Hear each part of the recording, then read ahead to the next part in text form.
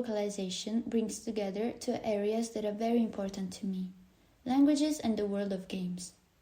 Behind something we use for fun, like a video game or a board game, there is a linguistic and cultural effort that is much more complex than it might seem.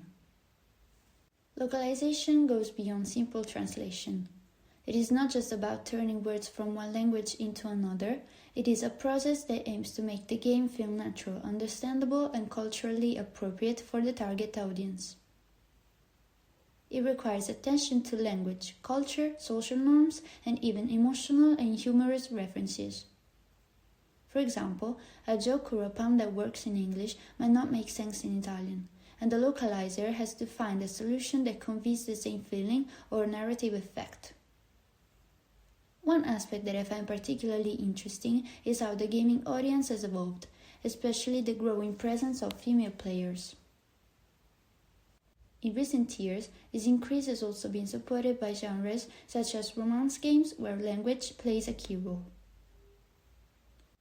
In these games, dialogues, emotional nuances, and registered choices can completely change the kind of relationship players build with the characters. This shift has influenced not only how people play, but also how games are localized, with greater attention to character representation and inclusive language. The second part of my thesis focuses on how localization works in the video game industry. I examine the main stages: preparing materials, translating, revising, recording voice lines, what we call pre-localization, and finally testing the final version, which is part of post-localization. Each stage has its own challenges. Translators often work without full context and have to deal with space limits, placeholders, and structural differences between languages. Even a small mistake can confuse players or interrupt the flow of the game. This is why localization requires both precision and creativity, as well as a good understanding of how players are meant to experience the game. One of the aspects I found most interesting is audio localization. Translating and adapting lines is not enough. Timing, rhythm, and even character-led movements need to be taken into account. This shows how localization has become a team effort involving linguists, programmers, sound technicians, directors, and voice actors. During my research, I also had the opportunity to work on the Italian localization of the mobile game Good Coffee, Great Coffee. This experience showed me how theory turns into practice, how every choice, even a very small one, affects the tone of the game and the way players perceive it. It also confirmed how important communication and collaboration are among all the people involved.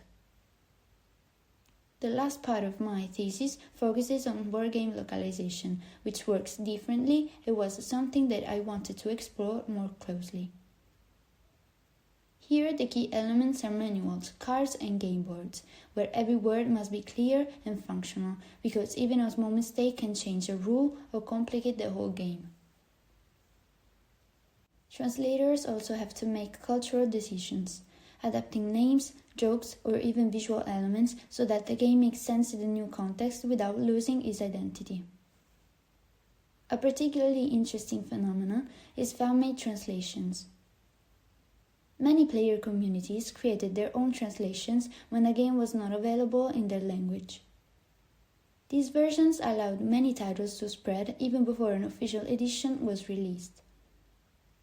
In some cases, the interest generated by fan translations even convinced the publishers to invest in a professional localization.